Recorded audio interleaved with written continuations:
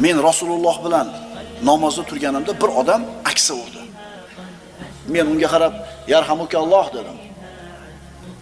Namozda turib "Yarhamukalloh" dedi. Namozda turganlar menga o'qrayib qarashdi deydi.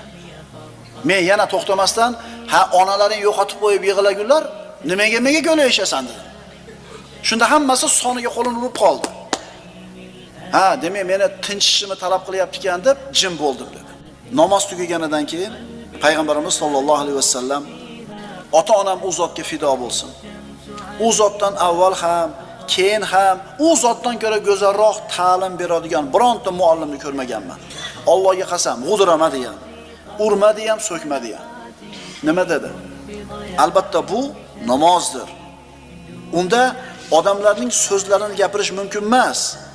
Albatta u namoz, tasbih, takbir va Qur'on tilovatidir.